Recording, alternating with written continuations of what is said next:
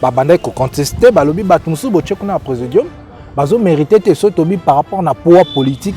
Est-ce que rencontre le président de la République na ba député pe ba sénateur union sacrée avait pour but makambo e salemi nde bande ko na biso ba sénateur ba telemi bango balobi ba sénateur ya IDPS pe mosaïque ba telemi balobi biso to rejeter maema ce salema ki wana parce que soko yo ki sénateur Bofili nenga za ko balobi azo senga implication personnelle ya chef de l'État.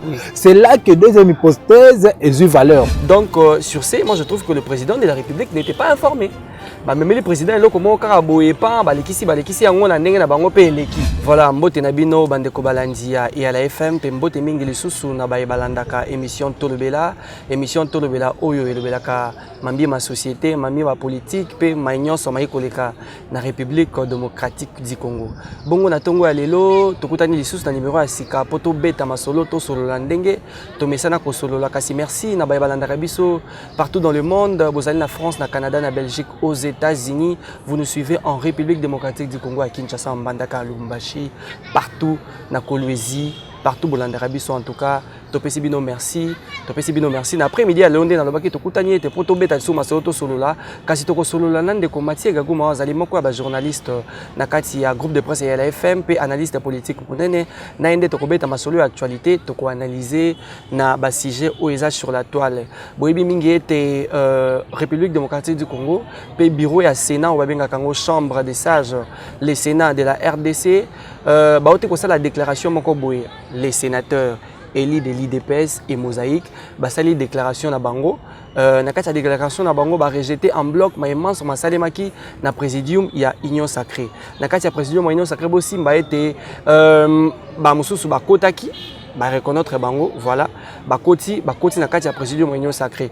Basali ebele on peut citer ba honorable Carole Aguito, on peut citer encore honorable député national Mbouyi Mundela Didier kasi malaise nini saliete ba sénateur ya IDPS et Mosaïque basa la déclaration na bango nan de Mathieu Gaguma ndeko analyser ndeko Mathieu Gaguma mbote na yo mbote ndeko vini pe mbote na balandi banso ya la FM pe émission na biso Tolobela yo zali pena moi Tolobela pe et à la FM kasi lelo penza toko solo là toko analyser ndé balobaka na français toko beta masolo toko émettre ba point de vue na biso sur l'actualité ou ezali sur la toile ou landaki déclaration politique il y a ba sénateur il y a IDPS et Mosaïque yo on veut quelqu'un de combattre très bien de Kovini na landaki déclaration oyo bande ko na biso ya Sénat ba sénateur na biso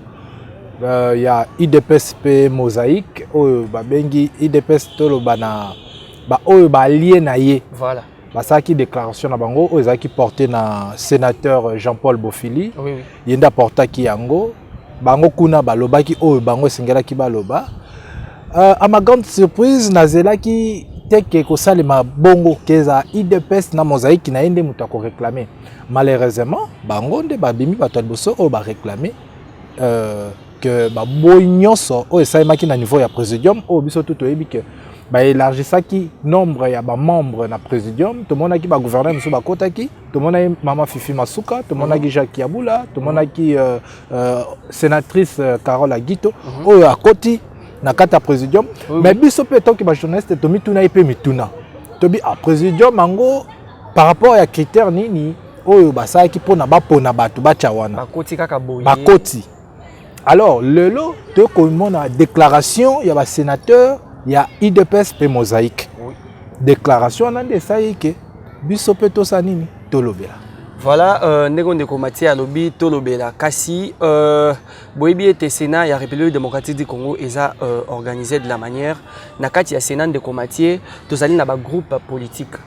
Et puis Sénat actuel Nabiso est allé dans 13 groupes politiques. Et puis dans 13 groupes politiques, on a IDPS et Mosaïque, bazo compté puis 3 groupes politiques. IDPS yemoko nan d'abord. Azana ba groupe mosusu mais yemoko IDPS, azana 3 groupes politiques au tozanango awa ndeko Mathieu na kotangela yo, tozali na groupe IDPS. Tshisekedi IDPS bar Tshisekedi on les appelle groupe politique au ezali na kati ya Sénat. Yango ekambami na honorable sénateur Afani Idriss d'Imaniema. Wazaka candidat président peut ami se retirer qui a désisté pour na Samalko. Voilà, Azaki candidat à IDPS. Oui, il faut rappeler qu'il y a ancien gouverneur ya Maniema. Ouais. Tozali naie, tozali sous na groupe politique nous babengi yango consolidons les acquis. Consolidons les acquis où ezali chapeauté par l'honorable Jean Tshisekedi KBA du Kasaï central. OK. Et puis tozali sous na le peuple d'abord où ezali chapeauté par l'honorable Ivan Kazadi de Kinshasa. Kasi ndeko Mathieu na koloba boye na cadre banaliste bandi déjà to koti déjà na vie fascigé bande ko balandi bazona na biso de na bande koloba Sénat République ezali na 13 groupes politiques. Alors na kati ya 13 groupes politiques IDPS en soi azali na 3 groupes na baye na ototanga awande bat balandi biso vraiment. Alors moko ya ba téléspectateurs na biso na États-Unis a posé une question ou a tenu une question mais quand on parle de groupe politique et là ici ni. Alors ndeko marqueur aux États-Unis tokoloba était groupe politique ezali l'ensemble des sénateurs regroupés par affinité politique. On se comprend. Donc ezali équivalent ya groupe parlementaire na Assemblée nationale ndenge ezalaka. On se comprend ndeko Mathieu. Alors na article 61 il y a un règlement d'ordre intérieur, il y a Sénat et le biboye. Donc un groupe parlementaire est juste on a 6 députés. 6 sénateurs, voilà, honorables députés, voilà, comprenez, 6 sénateurs. Mais au début, il y a une règle de exception, ils ont raté. Pour la bande de opposition, règlement de biboye, même article 1 et le bi sous qui est dans moi, c'est que ceux qui ont de opposition, si nombre on assisté, il est de droit qui base à la constituer, le groupe politique, il y a Sénat République, on a des informations que j'étais en train de donner. Alors, analysons les faits. Qu'est-ce qui a causé les malaises au sein de l'Union sacrée? Très bien. Tu es bien, tu as l'Union sacrée, le parti politique est allé ébélé. Oui. Bazaki na président, bazaki na 6. Oui. Na 6 wana ba contestation zalaki. Oui. Même na ngambu ya bande ko na biso ya ACP ya Jatningo Bila, oui. Ba bande ko contester balobi batumsu boche kuna présidium, bazo mériter te sotobi par rapport na pouvoir politique, oui. Bazo mériter te par rapport na biso ACP. Oui. Ezaki pe na ba parti mususu o ba bande komi c'est réclamer. Oui, oui. Neti Fidek o ya Fifi Masuka. Oui. Ba bande ko loba non bazo mériter pe kozala parmi ba membres ya présidium. Oui. Alors, na kati union sacrée ba essayer ko réfléchir. Mais question peut-être komi tuna pour nani nika na moment oyo. Ba meki ko réfléchir nde ba memi yango ba bakisi bato. Tango ba bakisi bato ndenge baloba kaka eloko nyonso tu ezanga toujours imperfection te. Oui. Nde bande ko na biso ba sénateur. Ba telemi bango balobi ba sénateur ya IDPS pe mosaïque ba telemi balobi biso to rejeter maema ce salema kiwana. C'est par là que nous, on se pose une question. Est-ce que avant de nommer Batouana, solo la qui n'a Batonyonso? Est-ce que raconte le président de la République, n'a pas député, pas sénateur de l'Union sacrée, avait pour but Makambo et Salemi? Ce que na tout chaque président a yabay bango, solo la qui yango. Mais pourquoi on se soit contesté après? Voilà, mais pour la bango de combattre aussi mi manovanayo. On a réalisation et pas il y a ingénieur Yoka Verdict a proposé biso élément wana au wapi bandeku il y a IDPSP mosaïque batangaki contestation là-bas. Déclaration politique des sénateurs élus de PES Tshisekedi et ses mosaïques sur la restructuration de l'Union sacrée de la nation.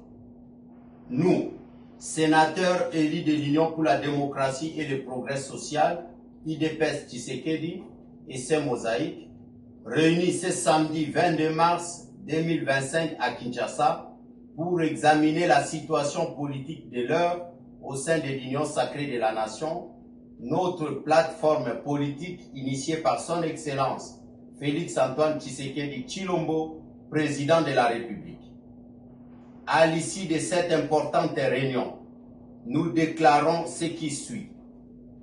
Après l'initiative louable de requalification de l'Union sacrée de la nation, prise par la haute autorité politique, initiative saluée tant par notre peuple que l'ensemble de la classe politique et des forces vives de la nation acquises au changement, force est de constater 1. La violation par les secrétaires permanents des dispositions impératives de la Charte de l'Union sacrée de la Nation relative aux conditions d'adhésion et de siège des partis et regroupements politiques au sein du Présidium. 2. La nomination sélective et partisane des membres du Présidium de l'Union sacrée de la Nation par les secrétaires permanents sur base du clientélisme et du népotisme. 3. La confusion délibérément entretenue et l'usurpation des pouvoirs de la haute autorité politique par les secrétaires permanents de l'Union sacrée de la Nation. 4.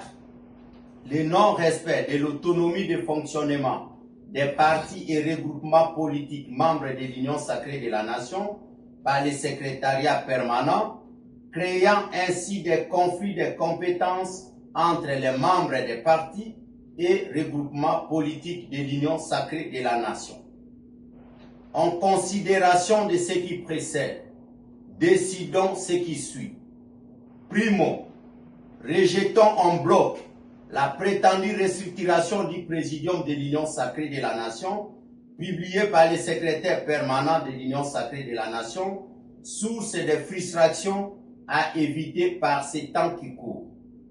Secundo, exigeons la restructuration profonde de l'Union sacrée de la Nation, à la fois du Présidium et du secrétariat permanent, au fin de rester dans l'esprit de la haute autorité politique telle que souhaitée par notre peuple.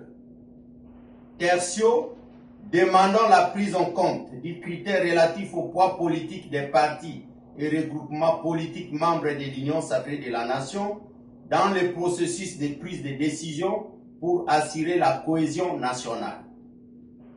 Quarto et enfin, sollicitons l'implication personnelle de la haute autorité politique de l'Union sacrée de la Nation dans le processus de restructuration de notre majorité en tenant compte de l'engagement des partis et regroupements politiques membres de l'Union sacrée de la Nation ainsi que de la représentativité des provinces. Que vive la République démocratique du Congo, que vive le président de la République, son Excellence Félix Antoine Tshisekedi Tshilombo, haute autorité politique de l'Union sacrée de la Nation. Avec Dieu, nous vaincrons. Nous vous remercions. Voilà, on a beaucoup de déclaration politique. Il y a IDPS, sénateur, il y a IDPS et Mosaïque. Oyo et Tangamakina, honorable sénateur Jean-Paul Bokechu Bofili. Oyo azali sénateur, il y a province de l'Équateur, tous allez toujours nabino bandeko balandi toujours continuer ko analyser na ndeko Mathieu Gaguma maloba ezaki epaina. Exactement ndeko Vini ndenge to na bandai koloba awa na lobi. Tokengo na deux volets. Oui. Volet liboso ezali rencontre ya président de la République Félix Antoine Tshisekedi na ba sénateur et député à Union sacrée, oui, avait pour mission ko sala eloko esalemi na kata Union sacrée. Oui. Mais ce que ezali que président Bengsaï bango pona bongo, c'est-à-dire ligne de conduite moko ezalaki établi pona makambo wana. Wane ko sala ke ba sénateur o basali eloko oyo, c'est-à-dire bakozaneti ba sénateur rebelle. Mais la deuxième possibilité est Zalibo. Et là, parce que ce que yoki sénateur Bofili Nengaza Kolobalobi a une implication personnelle à chef de l'État. Oui. C'est là que deuxième hypothèse est une valeur. Parce la que haute autorité de l'Union sacrée. De l'Union sacrée. Le président n'a pas été saisi. Voilà, pour paraphraser justement Koloba. Kolandara Bango, discours na Bango, ou bien déclaration na Bango, Balobaka, dans le poto, le sénateur Bofilita Watangiango, et là, on a retenir beaucoup plus, Bazoloba était les secrétaires permanents. Ndazali, à la base, il y a 2 heures de Ranatopé, Mobulouana. Parce que pour Nabango, le professeur André Mbata, qui est le secrétaire permanent de l'Union sacrée, Balobi a respecté charte T. Et ça l'est mis sur base, il y a clientélisme, népotisme, Bagrief et ça vraiment, donc sur ce, moi je trouve que le président de la République n'était pas informé. Même le président, il a comment Karaboye pas, Balekisi, on a n'engue na bango pe leki. Mendeko vini ngana yo to kel musikate. Soko tali liste wana. ata yo moko komona te ke te oyo batie oyo za amérité te. Oui, c'est clair. Bazali, c'est clair. C'est clair. Mais Bazali na kati okebiso monso total tobi oyo a mérité. Azata na poids politique morote. Mais ami s'est retrouvé en ndengeni. Motuna. Ndenge moko pe bango pe mituna ki motuna et puis après avoir réfléchi parce que mi benda ki un peu moins mopandi, ba bito réfléchir nan to analyser. Ba ça l'analyse approfondie, de ba comment on a été désordre zali. Kasi moto a causé désordre yo pona bango secrétaire permanent Asali Moussa n'est bien. Bango balobi secrétaire permanent parce que so tali déclaration na bango basali nakolo ba IDPS corps mobimba. Pourquoi na kata Sénat IDPS azana 3 groupes politiques.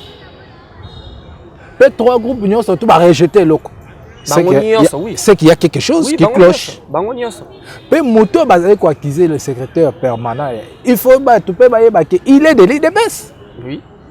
C'est-à-dire, et loko et salemi na katia consultation avec les amis. Oui.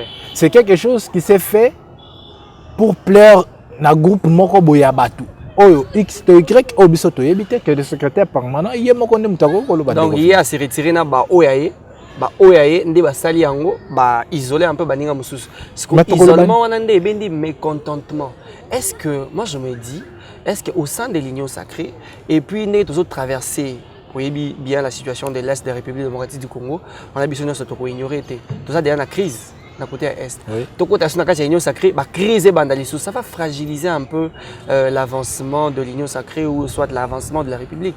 Parce que la terre et l'Union sacrée, on est besoin de gérer la République démocratique du Congo. C'est là que je rejoins Bato Balobaka que le président de la République a aidé l'Union sacrée. Voilà. Pourquoi? Le pays est en crise. Tout réfléchir, opposition, pouvoir, tout réfléchir. Mais bango ba boyi bongo. Bango balingi ba réfléchir comment distraire le président de la République. Il faut que tout ça est en raison moko. Mboka ndenge ezali kotambola Olandi conseiller président en matière de sécurité a lancé déjà consultation ba souscrire yango wana moni na kati na bango ba kei ko solliciter wana na ba analyse je considère toujours que toujours l'esprit analyse je considère que ba oyo ba kendai ko tinda secrétaire permanent sala yango ezali batu oyo ba bandi ko réfléchir ko tirer par ya gâteau na eloko ko salema c'est-à-dire ezali batu moko oyo bazali ko aider président de la République té ngai na côté na nga je dirais que le président de la République a bengisa la partie prenante surtout à l'Union sacrée. Le président a réfléchir na bango. Le président a fait sa ligne de conduite nini au Sénégal basalela pour na kocha batona. Parce qu'il faut yeba que na mobeko li konzi ya mboka na biso balobini. La géopolitique il faut la respecter. Voilà. Moi je pense que la géopolitique il faut non à niveau de parti politique. Oui, équilibré ça là. Équilibré ça là. Soko tali structure na bango nande basaleli yango. Tu vas trouver que nazo par exemple province à Équateur. Attends mon côté. Nazo exemple quand tu exemple ya muke province à Équateur. Na kati ya présidium union sacrée rien. Ozomon a déjà la conséquence. Équateur en soi rien. Bakobi sabiso balobi mutu moko. Jean-Pierre Bemba. Bakobi sabiso yo écoute Jean-Pierre Bemba. Bakobi sabiso l'Équateur comme province. Bakobi sabiso mutu moko. Mais moi je dirais ceci. Ce qu'aujourd'hui la province d'Équateur de Bakatango, oh ya munene tika là c'est l'Équateur. Oui. Comme province. Mais bon, ce côté Nord Ubangi presque pilier na bango surtout ba se retrouver dans présidium. Oui. OK na Sidou Bangi. Okukuta même histoire ba ke okukuta Jean Lusembuso okukuta Jean-Pierre Bemba na kata présidium. OK na Mongala okukuta Élisée Bokumana okukuta Liaou na kata présidium. Bon Équateur. Leader Azate. Leader Azate. Tu penses que na kata union sacrée équatoriale leader Azate? Je ne crois pas. C'est là que je dis na kata union sacrée et sengeli de na ba parti nyo surtout. Ba meke un peu ko tia un peu moins mai na vigno na bango. Ba réfléchir. Je pense que moment ezali o esengeli le président de la République a tapé fort sur la table. Le président esengeli azano sévère na baé. Aba no ko discipliner bango. Voilà, on a ce que tu as président de la République, tu as que pas président de la République était à revoir à Benga Bayaye, il y a union sacrée, bafanda basolola, balanda, basala makambuko landaka charte na bango, il y a union sacrée, nengelobi. Ce qui va respecter les textes parce que le problème au Congo c'est les textes. Les textes sont là. Mais tant que l'applicabilité des textes comme problème